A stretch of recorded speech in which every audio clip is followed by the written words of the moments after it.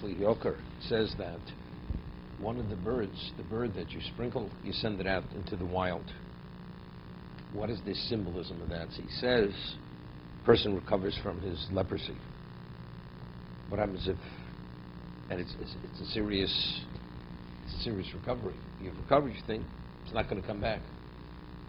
The bird you slaughtered, once you kill it, it's over. But the bird you sent out, that bird can always come back because it's still alive. Meaning the message is that even though now you've done tshuva, but if you fail again, you could revert right back into the same state of leprosy. That's the bird, because the bird is the chirping. The bird is chirping out there, and you continue chirping, you could fall right back into where you were.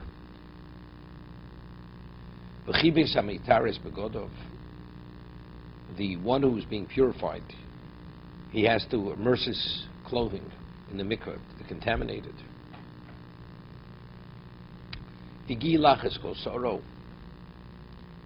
He has to shave all his hair off his body. And he will immerse himself in the mikveh, and he's purified. Then he's permitted to come into the camp. He's not permitted to engage with his wife Shivas Yom for a week, until finally there's going to be something else. So first he shaves off all his hair, goes to the mikveh, then he's readmitted. We find that originally, who were the Kohanim? The Bechorim, the firstborns. They were, as a result of the Chet Egel, sin of the Egel, what happened? They were tainted, they were disqualified. So who took their place? The Kohanim and the Leviim. Both Kohanim are the more advanced, the Levi. Okay, now to qualify the Levi, what was the initiation process? They had to shave off all the hair. No, the waving, but I'm saying, but shaving the hair was part of the process. Everything, similar to this, to Metzora. It's Begilach Kosara. Shaving all the hair, even the eyebrows. Even the eyebrows have to be removed. That was those with Korach. Korach was a presentable person, more than presentable.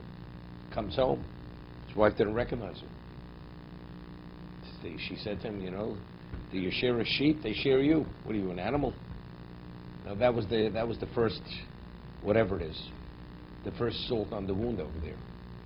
So she incited him, and eventually he, whatever it is, he rebelled against Moshe Rabbeinu. What's here also?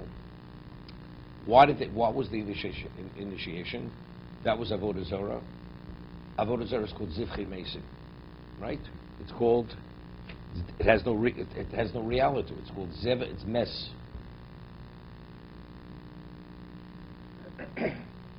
Rabbinically, if you have an idol, real idolatry, it's in a house, generates contamination. Rabbinical. Because it's like a corpse. It's a corpse. A Metzora, you're under the same roof with him, you contaminate it on a Torah level. That's not rabbinical. He generates Metzora Choshev Kemes. He's equivalent, he's a spiritual corpse. It represents a spiritual, because God is detached from that person. Avodah Zarah also, God has no relevance to it. So what is it? It's mess. One's rabbinical, one's Doraisa. So when you want to be reinstated, to be qualified, you have to shave off your hair. Yigala Kosoro.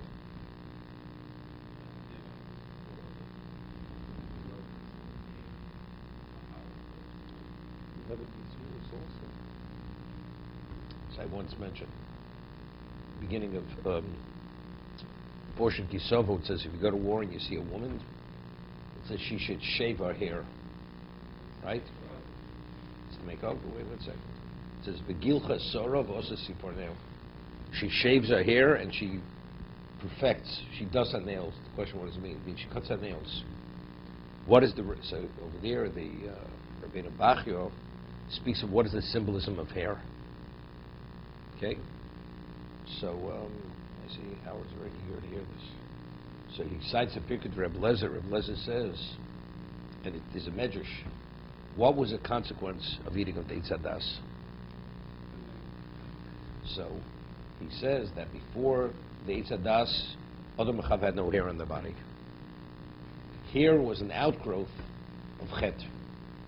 That was the outgrowth of the Eitz Hadas. As we discussed, that the foreskin expressed itself as a result of the Ra, the evil, in the fruit. Hair is an expression of that same thing. That's what hair is. Okay? So he says over there, the Gilches Rosha, the Eshes Pastor, this woman, she's a pagan, she's an idolater. What is part of the initiation process? That she should become a Jew? She has to shave that hair, because the hair represents Ra, the evil. Okay? So over here, we're speaking about the man is coming back from the dead, so to say. He was attached, associated with the most intense level of impurity. He was chutz l'sholish mafnos. What do you have to do to qualify him to come back?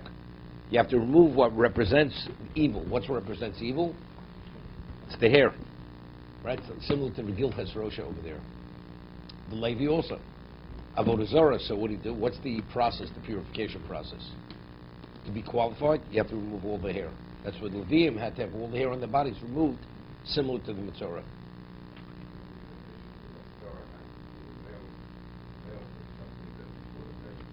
It was a nail. Exactly. That's also, so she perfects the nail. She cuts off that, but the other, the language is she perfects the nail. The nail represents Tara. That's the Rabbi about it. Take a look, beginning parshas Kisova.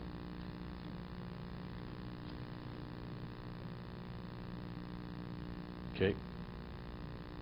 What was the 7 days that he's not permitted, like, to take the wife when it's the 17 days and person also? What is that? Look, Rome wasn't built in a day. I would say it's easy to ask a question. Not so easy to ask a good question, but it's easy. The answer is not so simple. Okay?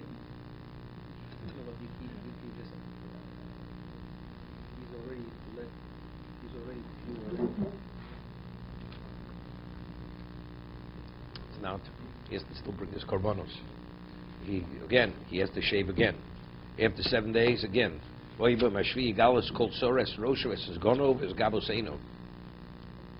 Over here, why is it? Originally, he also had to remove all the hair. Here, the Torah is being more specific. Right? All his hair, all the hair of his head, his beard, his eyebrows, and all the hair on his body. He did it the first time. First time Torah wasn't so specific. Why is the second time his Torah being so specific? Every area with his hair. The chibes es begodov, rochas es besorb ma'im metoyer.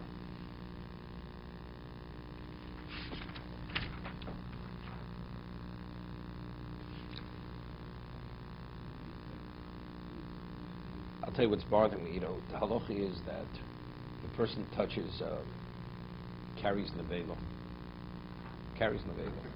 A cook. So what's nevela? It's avatuma. Touches his body, doesn't touch his clothing. What's the halacha? Not only is he contaminated, his clothing is contaminated, even though his clothing never came in contact with the nevela. Correct? Because he becomes a rishon. He's the one step removed from the source. A rishon cannot contaminate a garment or a vessel. But because he's wearing the clothing, let's say he would have been holding the clothing in one hand, and he touched it in the veil with the other hand. The clothing aren't tummy. It's only the clothing that he's wearing. Okay? What is a Metzora? A Metzora is an avatum. He's the source of the contamination, as if he's wearing clothing. The clothing is contaminated. So when we speak, it says his clothing have to be immersed in the mikveh. Which clothing? Clothing that he has in his closet. The clothing that he was in contact with when he was a Metzora. So what does the Torah have to tell me this?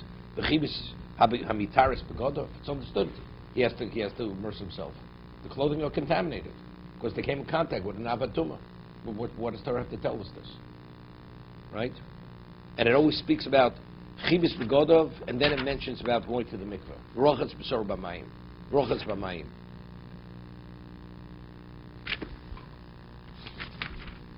Also, the first time it says chibis hamitaris begodov v'gilach skosar rochas b'mayim. The second time it says rochas es b'sor b'mayim. He immerses his flesh. The first time doesn't mention flesh.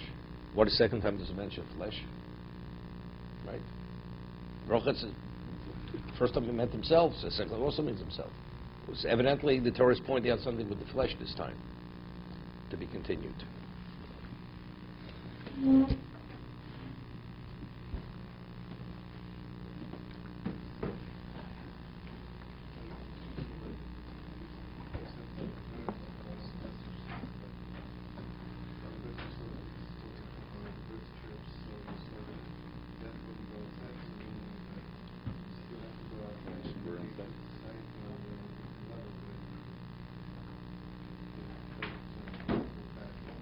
But the bird still represents chirping.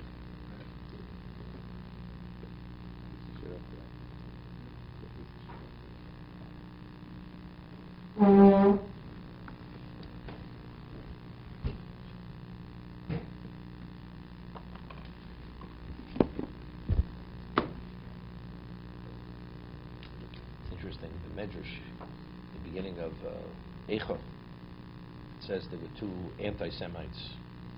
Bilam mentioned somebody else, time of the Roman times. He said, what could we do to destroy the Jews? Could we destroy them?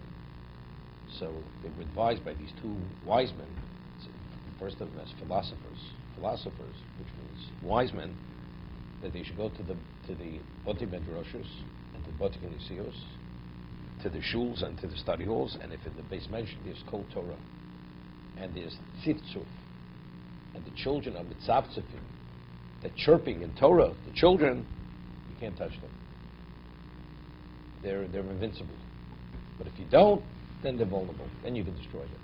But use the same term by the children. The children learning that chirping.